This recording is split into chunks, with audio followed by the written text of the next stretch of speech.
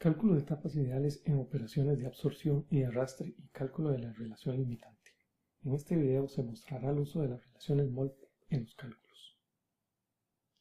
Lo que veremos a continuación se aplica al cálculo por el método gráfico, cuando se da la transferencia de un único componente para un sistema que pueda considerarse isotérmico e isobárico, y es aplicable tanto a mezclas diluidas como concentradas. Las operaciones de absorción y de arrastre se llevan a cabo comúnmente en columnas cilíndricas, con partes internas ya sea de platos o empacadas. El gas, al ser la fase menos densa, ingresa por el fondo, asciende por la columna y sale por el tope. Por otro lado, el líquido, por ser más denso, ingresa por el tope, desciende poniéndose en contacto con el gas y sale por el fondo, lo que se conoce como flujo a contracorriente. Si conocemos las composiciones de entrada y de salida de las corrientes, así como los flujos correspondientes, podemos obtener el balance de masa total para el componente que se transfiere. Si hacemos un balance solamente en una sección de la columna, digamos por ejemplo en la sección inferior, hasta un punto intermedio de la torre y despejamos la composición de la fase gaseosa que sale, obtenemos lo que se conoce como la línea de operación. Al graficar los datos de equilibrio en un diagrama de McCabe-Thiele, veremos que la línea de operación para el proceso de absorción estará por encima de esta curva.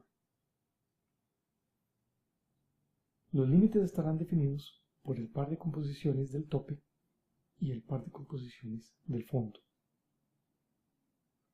La línea de operación es curva porque los flujos totales varían a lo largo de la torre. Los cálculos se pueden agilizar si en lugar de utilizar fracciones molares que tienen como base la totalidad de los moles de cada corriente, si se emplean en su lugar las relaciones molares que toman como base los moles del componente que no se transfiere, de manera que esta base se mantiene constante. Así, por ejemplo, para la fase gaseosa definimos la relación molar como los moles del soluto presentes en el gas entre los moles de gas libres de soluto, o lo que es lo mismo, los moles de gas portador. El flujo molar de gas portador se calcula fácilmente si se conoce el flujo total y la composición, ya sea a la entrada o a la salida. De manera análoga se definen las relaciones mol para el líquido y el flujo de líquido libre de soluto. La conversión de fracciones molares a relaciones molares se hace dividiendo la fracción molar del soluto entre la fracción molar del componente que no se transfiere. A su vez, podemos obtener la fracción molar a partir de la relación molar, como se observa en las siguientes ecuaciones.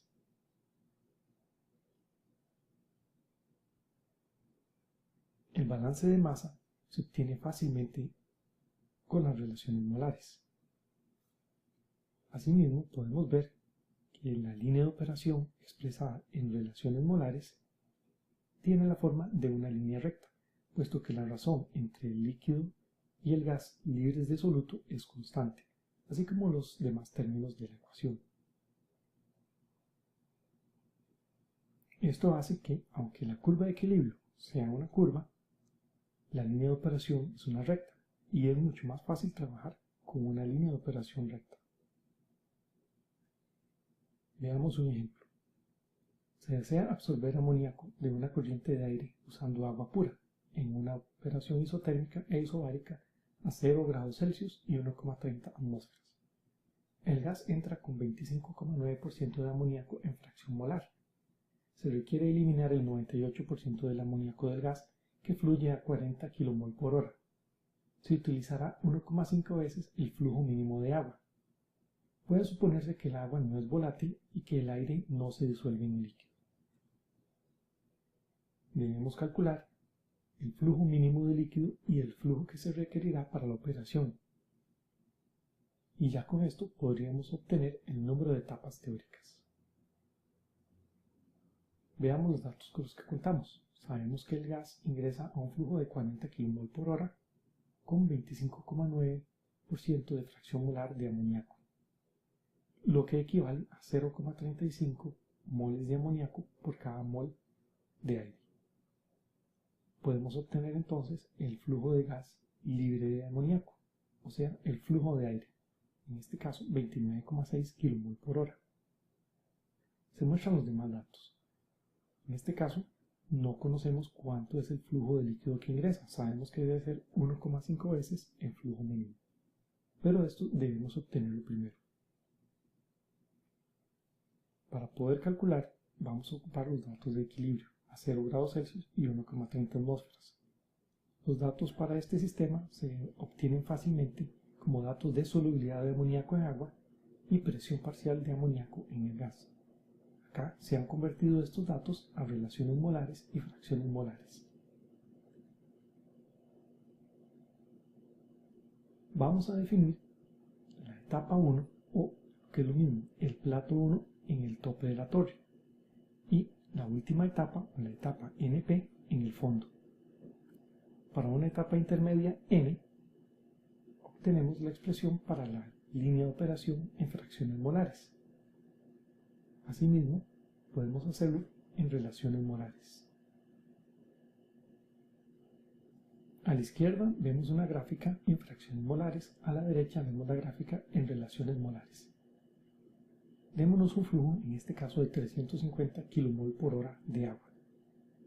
Obtenemos entonces las líneas de operación en ambas gráficas. La línea roja punteada superior representa la composición en la entrada del gas, que ya está definido por el problema. La línea punteada verde representa la composición del líquido que sale por la última etapa. Podemos trazar las etapas por el método de McCabe-Thiele con la escalera típica. Recordemos que acá iniciamos desde las composiciones que nos definen el par de composiciones del líquido que entra y del gas que abandona la primera etapa. Pasamos al par de composiciones establecidas por las corrientes que abandonan el primer plato, que en este caso serían composiciones de equilibrio al tratarse de platos ideales.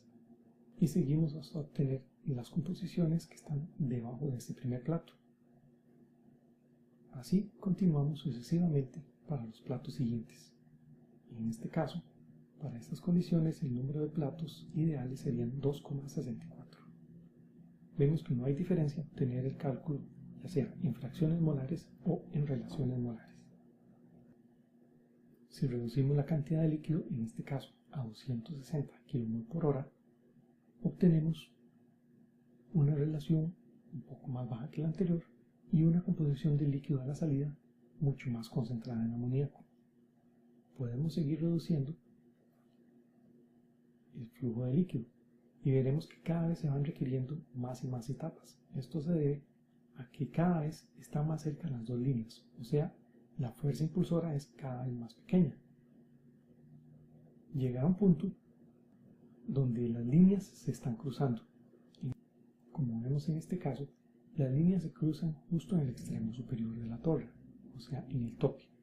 En este caso, se requerirán infinitas etapas para lograr una separación dada.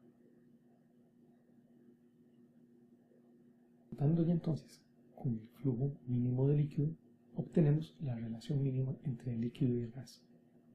En flujos totales serán 5,01, mientras que en flujos libres de soluto será 6,76. Asimismo, obtenemos en la línea punteada verde la composición máxima de líquido. Una vez hecho esto, podemos obtener, para las condiciones que nos pedía el problema, de 1,5 veces el flujo mínimo de líquido, el número de etapas requeridas y el flujo de líquido requerido, en este caso 300 kmol por hora. La composición de líquido a la salida será en fracción molar 0,033. El número de etapas ideales 3,05. En este caso vimos que podría ser muy fácil obtener la relación mínima despejando la composición de salida máxima del líquido en el punto donde se cruzaba la línea de equilibrio con la línea que definía la composición del gas de entrada. Sin embargo, esto dependerá de la forma que tenga la curva de equilibrio. Veamos otro ejemplo, en este caso para un proceso de arrastre. Vamos a partir de un líquido que fluye a 310 km por hora, que tiene una composición de entrada de 0,033 en fracción molar de amoníaco, y ocupamos que la composición de salida de ese líquido sea menor al 0,5%. Los balances de masa aplican igual, no hay que hacer ningún cambio. Sin embargo, en este caso, las composiciones nos harán que la curva de operación esté por debajo de la curva de equilibrio.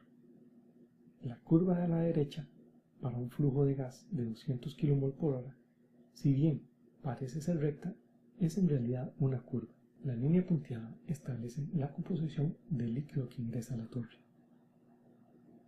En este caso, para el flujo dado, obtenemos una relación entre el líquido y el gas de 1,55 en flujos totales, y la composición del gas a la salida en fracción molar de 0,042 se obtiene simplemente leyendo a partir del punto donde se cruzan la línea de operación con esa línea punteada, lo que corresponde a las condiciones del tope. En este caso, trazaríamos las etapas no de abajo hacia arriba, sino de arriba hacia abajo, puesto que la etapa 1 está en el tope. Para el caso mostrado, se requerirán 2,27 etapas. Veamos si reducimos el flujo de gas, en este caso a 150 km por hora. Se requerirán más etapas. Podemos seguir reduciéndolo, cada vez requeriremos más etapas. Llegará a un punto, en este caso a 73 kmol por hora, donde ya las líneas de operación y la curva de equilibrio se están tocando. En el punto de tangencia, la fuerza impulsora se ha anulado, o sea, las corrientes están en equilibrio. Puesto que están en equilibrio, no cambiarán más y por tanto la separación es imposible.